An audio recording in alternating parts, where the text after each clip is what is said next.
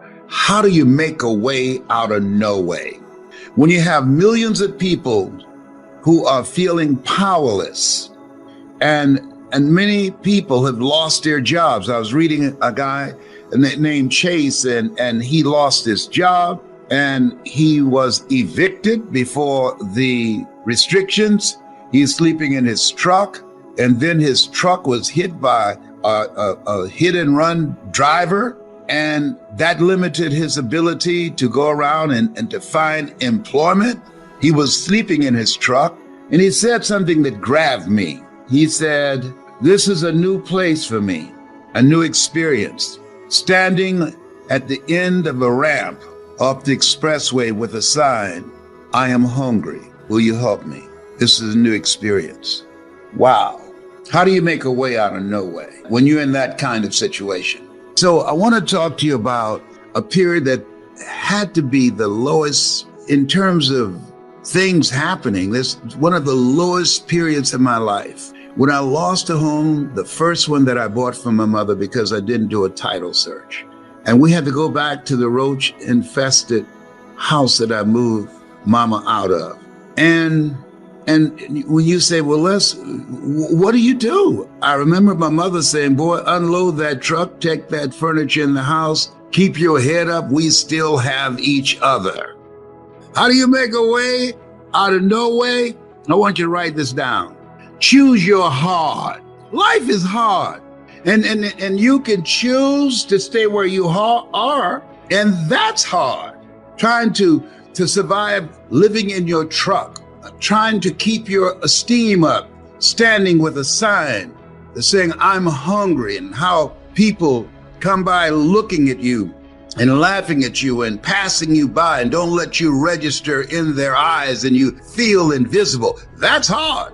But there's another hard, and that hard that you can choose is to go into action, is to find something somewhere that you can earn some money from. And that's what I had to do. Use your power to create a new beginning for yourself. Use that. How less a spirit of power and of love. Find something that you love. Do what you love and find a way to get paid for it. So guess what I decided? I couldn't go back to a job because I don't like working for someone else. I'm not mentally fit to work for someone else. I didn't come here to work for someone else. I came here to live my calling. A job is what you get paid for. A calling is what you're made for. I came here to speak, and I was going to find a way to get paid to speak. And I would go to seminars and workshops. I invested in myself. I couldn't afford to do it, but I couldn't afford not to do it. And I'd watch these speakers, and I'd go to their seminars, and I would study them. And I'd say, hey, I can do that too. I read their books. Hey, I got a book in me too. Live your dreams. I know about tough times. And see, they can make you or they can break you. Come on now. Come on, bring it. Come on now. Yeah. God not giving us a spirit of fear. I had to replace fearfulness with being fearless and creative and take the initiative to do something else with my life. See, we all have these tough moments in life. Walt Disney filed bankruptcy 7 times and he had 2 nervous breakdowns. Oh, he was bent, but he wasn't broken. No, he kept creating. Someone stole his first cartoon that had great promise, and someone stole it. Somebody on his team stole it from him. His heart was broken, but he didn't stay there being angry and bitter and talking about it. He created Mickey Mouse. Had that person not stole his first cartoon, Elmer, Mickey Mouse would not have been born. Many times when one door closes, another door opens, but we many times spend time looking at and talking about the closed door. We don't see the open door. But I must add, he told his family, no matter what you do, file lawsuit after lawsuit and get my first cartoon back. And last year, his family won the lawsuit. And now, that cartoon that was stolen from him, he orchestrated that from the grave. That was a bad boy. family, the Disney family, got it back. Listen, let me share something with you here.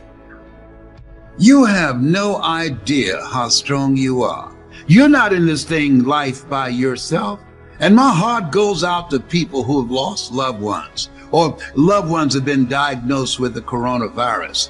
But one of the things that I know about this thing called life, when I lost the first house that I bought for my mother, I had to, one, recognize what had happened, the role that I played in it, and two, I had to keep it moving. Got to keep it moving. You don't have time to be depressed. You got to keep it moving. If you stop, and they say an idle mind is a devil's workshop. Yes. If you don't keep it moving, you will become overwhelmed with feelings of being powerless. You'll become overwhelmed with a negative mindset. You'll become overwhelmed with the adversities that you're facing, and you forget greater is he that's in you than he that's in the world. You forget you are more than a conqueror. You forget that you have the power to live your dream. No, you got to get fired up. You got to get fired up in this thing called life. We're still here. The fact that we still have our mind after going through the worst form of man's inhumanity to man in the history of the world, we are still here. Oh, wow. And whoever you are, whatever your paint job, you're still here. And this day is the best day of your life. This day, how could you say that? I don't have a job. This day, I'm going through foreclosure. I've just been evicted. This day, I'm making a choice between prescription drugs and food and keeping a roof over my head and clothes on my back and keeping our family together. This day, the best day of your life. How could you say that? If it's not, try missing one. You have the power in you to change it. You've been given authority and dominion over everything on the face of the earth. Find a way to win.